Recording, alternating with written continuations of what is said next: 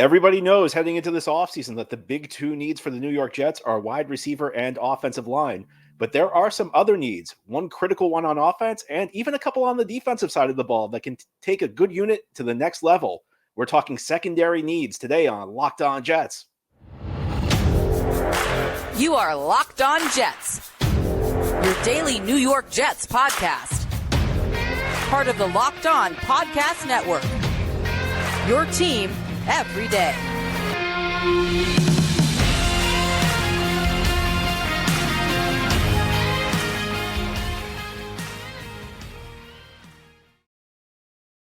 This is the Locked On Jets podcast, part of the Locked On Podcast Network, your team every day. It is Tuesday, February 20th, 2024, and I'm your host, John B. from GangGreenNation.com. Thank you so much for making the show your first listen or first watch every day. Subscribe to the show for free on YouTube or wherever you get your podcasts so you'll get new episodes as soon as they're posted. If you enjoy the show and are listening on the podcast for us, please give it a 5-star review. And if you're watching on YouTube and enjoy the show, give this episode a big thumbs up. It helps us out, helps other Jets fans find the podcast.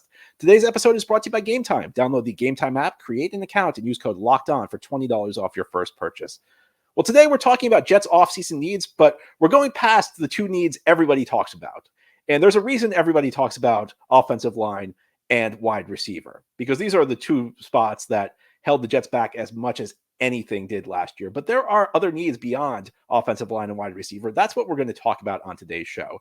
Now, the first need I'm going to talk about is probably pretty obvious to you, and it was up there along with offensive line and wide receiver for reasons the Jets failed in 2023, and that's backup quarterback. And I could give you song and verse about why it was a bad idea to go into the 2023 season with Zach Wilson as your backup quarterback.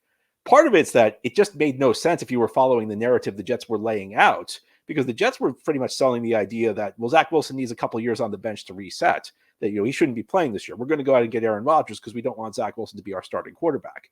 So if all that's true, if Zach Wilson should not have been playing in 2023, and if he needed a couple of years on the bench, why did you then make him the primary backup, one potential injury from Rodgers away from re-entering the lineup? Now, nobody could have predicted that Rodgers would rupture his Achilles 4 plays into the season, but this is not a second guess. You can go back and listen to some of the shows I did last offseason, even heading into the summer, where I questioned the wisdom of this move. And the Jets could have gotten away with it if Rodgers had stayed healthy, but did not make a whole lot of sense. Now, I will be brutally honest with you. Part of the reason I focus on wide receiver and offensive line over backup quarterback is I think Zach Wilson shoulders too much of the blame for what happened in 2023. I think if you look at the Jets season, even Aaron Rodgers may have had issues playing behind that offensive line, throwing to this group of wide receivers. Now, he would have been better. There's no question the offense would have functioned at a higher level, but I think Rodgers would have had issues. Maybe he wouldn't, of course he wouldn't have struggled as much as Zach Wilson, but it would not have been easy. And I think anybody saying that the Jets would have been a Super Bowl team with Rodgers in there, with that offensive line and with that receiver group, I think that's highly debatable. I would have to debate that with you.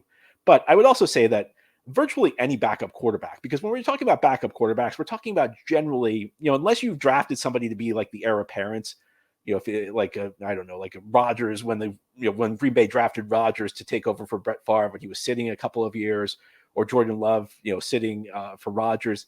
Unless you have somebody like that, and even Love struggled when he played, the backup quarterback needs to be supported. Backup quarterbacks generally are the product of their surroundings. So I think even if you had a better backup quarterback last year, the Jets would have struggled. Now, that said, if the Jets had a better infrastructure, if the Jets had a better offensive line, and if the Jets had better receivers, and if the Jets had an ideal situation for a backup quarterback, I think it is fair to say that Zach Wilson probably would have held the Jets back to a certain extent. I think Zach succeeded in certain areas last year. I think Zach improved in certain areas. I think he was better reading the defense pre-snap. You saw sometimes he'd change plays at the line of scrimmage, things that he was not doing year one, year two. And I think working with Rodgers probably helped him to an extent there. I think that Zach was better standing tall in the pocket. He was not immediately abandoning the pocket the first time things broke down. I think Zach was also hurt by how bad Nathaniel Hackett's scheme was. Nathaniel Hackett's scheme is awful. And I'm going to tell you that because, the Jets say, sometimes you'll hear Robert Saleh say, watch the film. Hackett guys are open. I've watched the film. The scheme is awful. There's no debate about that as far as I'm concerned. The scheme is miserable. These are things that hurt Zach Wilson. But I think if we're also being honest, Zach Wilson does not have a sophisticated sense of coverages, does not have a sophisticated sense of passing concepts. How much of that goes to the coaching staff is up for debate. But even if everything was perfect around Zach Wilson, the Jets still could have done better at backup quarterback last year. So I think there are three different avenues the Jets could take. My preferred avenue would be getting a guy who's kind of aging out of being a starting quarterback. And that would be like the Ryan Tannehill, Jimmy Garoppolo category of guys. I know neither of those guys is popular, but I'm not saying bring them in as a starter. I think as backup quarterbacks, these guys would still be playing at a really high level. And the advantage to them is they're used to running a team. They're used to being the guy in the huddle. They're used to running, being the quarterback in the meetings during the week. I think there's something to be said for that. And I know, especially with Garoppolo, but also with Tannehill, there are people who are going to say, well, they're injury prone. You're not going to get through a full season with them. Then you'll need a third string quarterback. Well, yeah, you should get a third string quarterback who's as good as possible. But I don't think you get a backup quarterback to play the full season. If your starter goes down week one, almost anybody's going to have trouble. But not every injury is a season-ending injury. More often, your quarterback maybe misses a couple of games in the middle part of the season.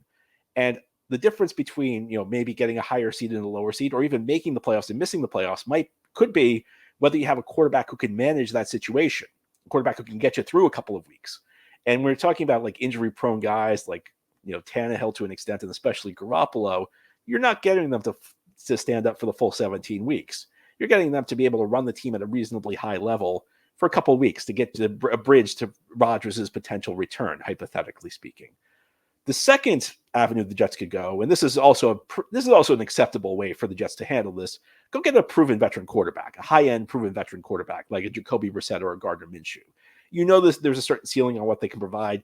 They bring different skills to the table. Brissett's a guy who's, even though the term is really, really overused, Brissett is like your prototypical game manager where he's not going to put the ball into high danger situations. His playmaking ability might be lower.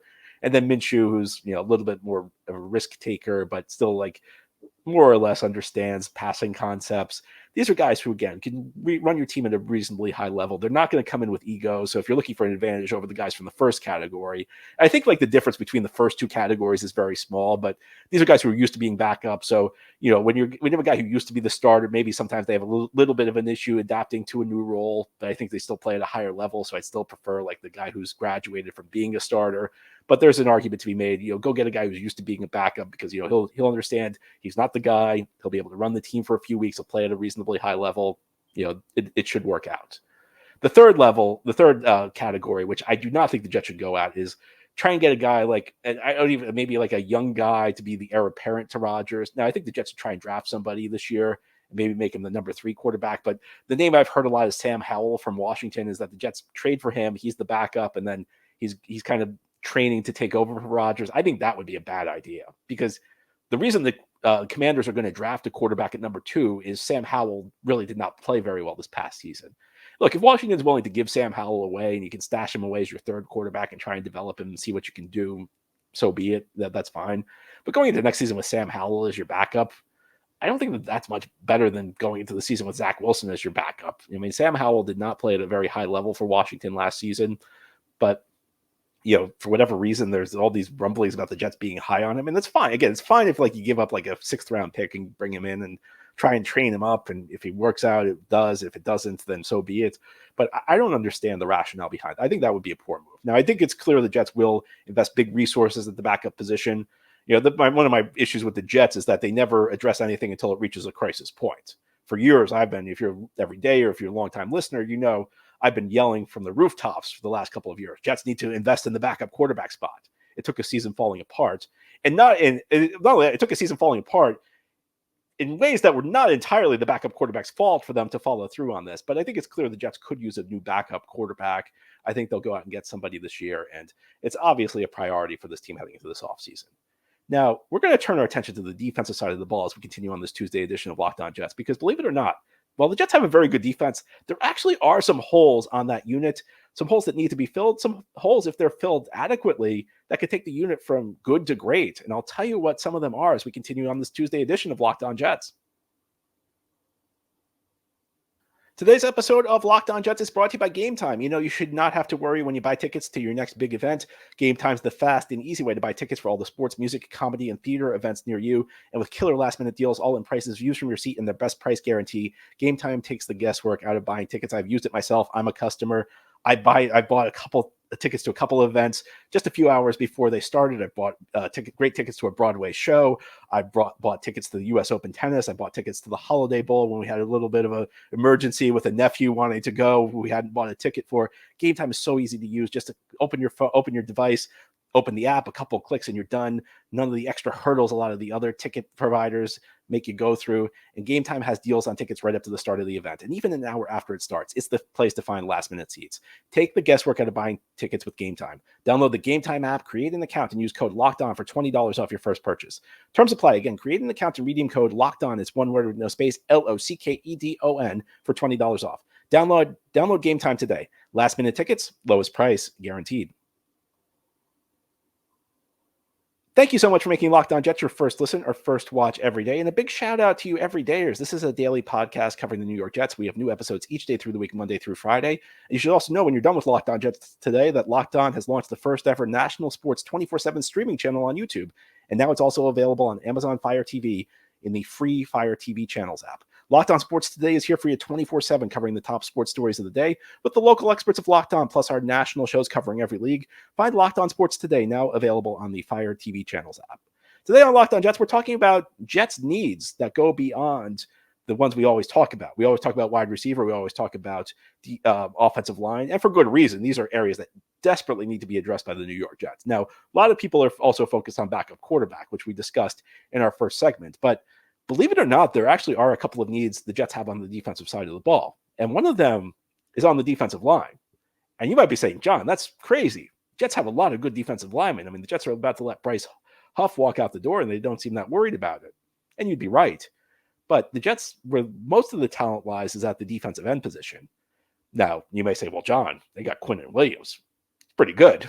Yeah, you'd be right about that as well. Quinnen Williams, arguably still the best player on the team. I think I might go Sauce Gardner, but there's a debate to be had that Quinnen Williams is still the team's best player. And he followed up his all-pro season in 2022 with another outstanding season. Maybe did not post the sack numbers, but he was, if not every bit as disruptive, close to being as disruptive. But take a look at the Jets roster right now. Take a look at who the Jets have under contract at the defensive tackle position beyond Quinnen Williams. There's not a whole lot. I mean, a lot of the guys who were their primary backups at the defensive tackle position last year are about to hit free agency. I'm talking about Quinton Jefferson, talking about Al Woods, talking about Solomon Thomas. So the Jets need to address defensive tackle because they only have one defensive tackle who's gotten big snaps, who's heading into the season under contract. Now, an argument can be made, well, John, the Jets could slide John Franklin Myers inside the defensive tackle. In fact, I know that's an argument that could be made because I made that argument last year when the Jets let Sheldon Rankins leave. But the Jets really did not show much of an inclination to play JFM inside. Last couple of years, JFM has been he's played a couple snaps at defensive tackle, but they've almost exclusively played him at the defensive end spot. And I think there's a reason for that. If you're looking at like the second level of the defense, the Jets want speed at the linebacker position. So they go with smaller guys who can cover more ground. So that means, smaller guys aren't going to be as good at shedding blocks, which means that your defensive line has to keep them clean. The defensive line cannot allow linemen to get to the offensive linemen to get to the second level. So you stick a bigger guy at defensive end like JFM to prevent that from happening. You get bigger on the defensive line because those guys eat up more blockers and they kind of block the offensive lineman from getting to the second level and staying on your linebacker. So I think the Jets really do want to stick big at one of the two defensive end spots. I would almost argue the Jets have two different defensive end positions, but that's neither here nor there. We can talk about that on a different show. What the Jets do need to address is the defensive tackle spot. And Quinton Jefferson actually had a pretty good season last year. Jets got him on a cheap one-year deal, even though they added some void years to it for cap purposes, and they kicked some of his 2023 cap hit to 2024. Quinton Jefferson had a good year.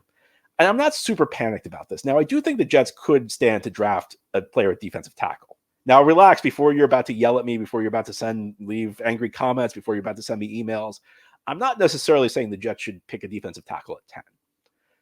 But, once we get past the first round, I don't think it'd be the worst investment in the world to go out and get another defensive tackle because Jets play a four-man defensive line most of the time. And of course, if you're familiar with modern football, offenses have 5 offensive linemen. So it's typically 5 versus 4, unless you blitz. And the Jets blitz at a very low rate. So that means somebody's going to get double teamed on every play. And when it's 5 versus 4, the offense does have a numbers advantage, which means somebody's getting double teamed. And that somebody on most plays is Quinnen Williams because Quinnen Williams is really good.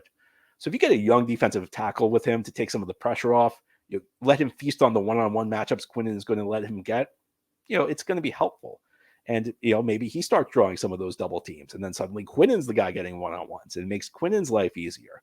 But if the Jets can't do that, and I think, the third round might be a good spot for that. A guy I have my eye on, probably a familiar name to you if you've been a Jets fan for the last 15 years or so, 16 years or so, Chris Jenkins, the son of Chris Jenkins, who had a great 2008 season with the Jets, kid out of Michigan.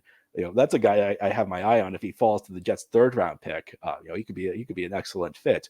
But if they can't do that, the one thing that's a benefit for the Jets is typically in the offseason, the defensive tackle spot is one of those spots where, sometimes the big names fly off the board, but there's always like a guy like in his 30s looking to extend his career for another year who's available for a cheap dollar contract. In fact, the Jets got a couple of those guys last year. They brought in Jefferson, who I mentioned, and Al Woods is a big space-eating nose tackle who unfortunately suffered a season-ending injury relatively early in the campaign in 2023. So there are other options if you just want to go at this in an inexpensive way. But if you're an everydayer, you don't need me to tell you. I'm not a fan of the Jets continuing to add older players. I think the Jets need to add. Jets have a good young core, but they need to add to it. And I think last year they stopped adding to it. They started settling for older players. It is an option. Now, should the Jets bring back Quinton Jefferson? A lot of people will say absolutely. And I have no problem with the Jets bringing back Quinton Jefferson. But the one thing I'll say is, what I just mentioned is that there's always like an older player. If you don't draft, if you aren't able to draft somebody, there's always like an older player available who's near the end of his career. And Quinton Jefferson was kind of that guy a year ago, and he posted a decent sack total. But I wonder, thinking this through, thinking back to the season Sheldon Rankins had in 2022, is it that Quinton Jefferson was that good, or was it just that like anybody who's like a halfway decent tackle is going to look good with the opportunities Quinnen Williams provides? So while I have no issue bringing back Quinton Jefferson if he comes cheap, I don't think he's the type of guy who like is a must resign. I don't think he's the type of guy you give a big raise to, because last year the Jets brought him in relatively cheaply and he produced for them. And a lot of it, I think, has to do with the supporting cast on the defensive line, where Quinton Jefferson was on a lesser defensive line and, faced more double teams. I think he'd struggle a little bit more. Next to Quinnen Williams, though, he's going to look good, but I think a lot of guys will look good. Other guys that could bring back, I'm not a big Solomon Thomas guy. I keep seeing people talk about how Solomon Thomas had a good season. I don't know that I agree with that. Now, he did post a couple sacks. He posted a couple disruptive plays, but on a play-to-play basis, he was washed out a lot. He was pretty bad against the run. I don't think he generated pressures at that high of a clip. So I'd like to see the Jets move on from Solomon Thomas. Now, I know Robert Saleh loves him, so I don't think they will, but it's a guy I'd like to see the Jets move on from. So it's not necessarily the most dire need, but the Jets are going to need to sign people at the defensive tackle position. I'd like to see them, if possible, I'd like to see them draft somebody. Now, I know draft picks are finite, so, you also have to address the offense. You have to address, try and improve the talent base on the offensive line and receiving core. But I would not have an issue with the Jets, maybe round 3, even round 4, looking to improve get another young tackle in here. And, aside from that, you play the veteran, you play the veteran game and bring guys in who are near the end of their career and likely will come cheap. Now, we've talked about the holes the Jets have on the front of their defense. There's also a pretty glaring hole at the back of their defense. As we continue on this Tuesday edition of Locked On Jets, we'll move our attention to the defensive backfield. Jets have a pretty important need of the position group there, and it's not corner. I guess you probably could have guessed that, but we'll go into more detail continuing this Tuesday edition of Locked On Jets. Today's episode of Locked On Jets is brought to you by FanDuel. Get buckets with your first bet on FanDuel, America's #1 sportsbook, because right now new customers get $150 in bonus bets with any winning $5 bet. Again, that's $150 if your bet wins. I don't know if you watched the NBA All-Star game the other night. Well, if you bet on FanDuel there, I certainly hope you picked the over, because there was not a lot of defense in that game. But with the regular season winding down, teams playing for playoff positioning, teams trying to get out of the play-in group, or teams trying to get into the play-in group, the intensity is going to pick up. And you can bet on all your favorite NBA players and teams on FanDuel with quick bets, live same-game parlays, and exclusive props, and more. Just visit FanDuel.com/lockedon and shoot your shot. Again, it's FanDuel.com/lockedon. FanDuel, official sportsbook partner of the NBA. This is the Locked On Jets podcast on this Tuesday. We're talking about Jets needs, but we're actually not talking about wide receiver or offensive line today. We're talking about some of the other needs the Jets have. There are some needs that fly under the radar. I don't think backup quarterbacks flying under the radar, but I do think the Jets' lack of players at defensive tackle. I mean, it's not just lack of talent, it's a lack of players at defensive tackle is flown under the radar. I think it's also worth noting the Jets are going to need to figure out something at the safety position because Jordan Whitehead's contract has voided, so he will hit the free agent market. And I'm not sure how much I love the idea of bringing Whitehead back. Whitehead's an interesting player because sometimes you see him make plays where he looks like he's worth every dollar, but then there are lots of bad plays where, you notice them a lot as well. And Whitehead, he's just very inconsistent. He started the season with that 3 interception game against Buffalo, but then late as the season progressed, there were lots of missed tackles, lots of missed assignments. And that's just who he is. I think it's who he's been his whole career, even starting in Tampa Bay. It's who he was in 2022 with the Jets. Inconsistent safety. So he's likely to go. Tony Adams, another guy who I thought was very inconsistent. The Jets talked him up a lot last offseason, but very hit or miss. And he almost reminded me of like the safety version of not last year's Quincy Williams, not the all-pro Quincy Williams, but the Quincy Williams of 2021, 2022, where he was a big play waiting to happen. And sometimes that big play was good for the Jets, and sometimes that big play was good for the other team because he was very aggressive. He made splash plays, but he also missed a lot of assignments. So Jets, could do a couple things at the safety position. And I do think it's important. I think we maybe understate the significance of safety, but it's not, when we talk about the positions that are toughest to fill in the NFL, safety's at the bottom of the list. It's near the bottom of the list. And the reason for that is very similar to what I said about the defensive tackle position in our second segment today. Defensive tackle, there's usually some guy in his 30s who's just hanging around as the draft comes around unsigned, just looking to extend his career. And usually still play at a pretty decent level.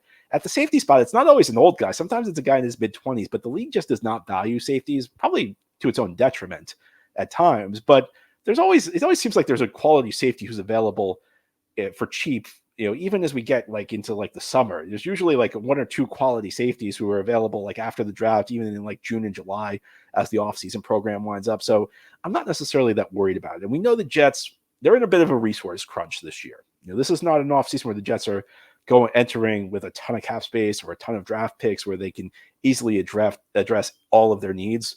So I think the Jets, if I were the Jets, here's what I do. Number one is I'd re-sign Chuck Clark. Now, you may be saying, who's Chuck Clark? Very easy to forget. This was the first guy the Jets added last offseason. They traded, I think it was a 7th-round pick to Baltimore for Clark. And Clark, before, during the offseason program or in that time frame, unfortunately suffered an injury that ended the season. Chuck Clark was a good player in Baltimore. And the fact the Ravens traded him was not at all reflective of his ability as a player. Chuck Clark was a good player who just kind of got phased out because the Ravens had so much talent at the safety position. And if you were following the show last offseason, that I was not particularly enchanted with all the stuff the Jets did in the 2023 offseason. And to be fair, a lot of the stuff they did most of the stuff they did in the 2023 offseason failed. That was one of the trading for Chuck Clark. They gave up, I think it was a 7 for Chuck Clark. That was one of the few moves I thought was savvy a year ago. And unfortunately, it did not pan out because Clark suffered a serious injury. But that also means he's going to be cheap. And he's a good player. And so I think this would be a really smart buy low option for the Jets, and maybe get something out. You could try and get something out of that trade. The other move you could make would be give Tony Adams more time. I just mentioned that, and maybe I'm giving the Jets too much credit here on this, but when I say Tony Adams was kind of like Quincy Williams in 2021 and 2022, well, that meant that made a lot of big plays, but played out of control at times. But I also remember the Jets kept telling us, the coaching staff kept saying, sometimes it was on the record, sometimes it was just stuff you'd hear from the beat writers. The Jets really believe Quincy Williams could be a Pro Bowler, and I remember scoffing at that notion at the time. Well, the Jets sure proved me wrong, because Quincy Williams he didn't make the Pro Bowl somehow, but he made the first team All-Pro, which is more prestigious this past season. So I sit here and I remember everything that happened with Quincy Williams, and I wonder, can Tony Adams grow a little bit? He's only entering year 3. There's time for him to improve as a player. Still a young guy who can. It's not like he was a total catastrophe at the safety position last year. So maybe there's some improvement he can make, and that's a very cost-effective option for a team that needs cost-effective options this offseason, because a lot of resources going into backup quarterback, a lot are going into the big 2 needs that we always talk about: offensive line and wide receiver. And the third thing, and I almost did not mention this, because I don't view him as a safety anymore. But I know somebody who's going to mention this if I don't. If you can bring Ashton Davis back for cheap, he thrived in that role the Jets put him in last year, which was almost like a linebacker role because he did not play deep that much. When I think of a safety, I think of a guy who can play in the box and a guy who can play deep. Ashton Davis really struggled early in his career when the Jets asked him to play deep a lot. Last year, they played him really close to the line of scrimmage in the box, sometimes in the slot, where he still has like linebacker assignments. But if you compare like what Ashton Davis's assignments were with what a linebacker's assignments were, even though the Jets listed him as a safety, he was really more of a de facto third linebacker, but he played the role very well. And, I don't think his counting stats are going to be as great. I don't think he's going to post the same level of interceptions. He forced some fumbles, some of which didn't stand up on reviews, but I don't think he's as big. He probably won't make as many plays, but he handled that role very well a year ago. And he handles kind of like that Salah ideal of we're going to play safeties at linebackers because, again, it makes us faster. And we'll play bigger on the defensive line. We'll put JFM at defensive end because that allows us to be faster and smaller at the linebacker position. It allows our defensive ends will eat up the blocks and prevent those offensive linemen from getting to the second level. And it allows us to play a guy like Ashton Davis closer to the line of scrimmage as more of a linebacker role.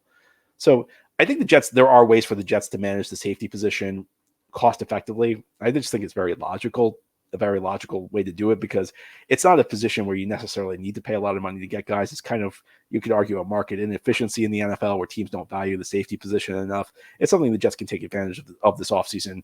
And heaven knows they need cheap options. They need cheap ways to fill priority spots. And those are ways they can do it, at least at safety. Anyway, that's all for today's episode. This has been the Locked On Jets podcast, part of the Locked On Podcast Network. Your team every day is our motto. As always, if you enjoyed the show, hit the subscribe button where you're watching or listening so that you never miss an episode. If you enjoy the show and are listening on a podcast source, give it a 5-star review. And if you're watching on YouTube, give this episode a big thumbs up. Helps us out, helps other Jets fans find the podcast.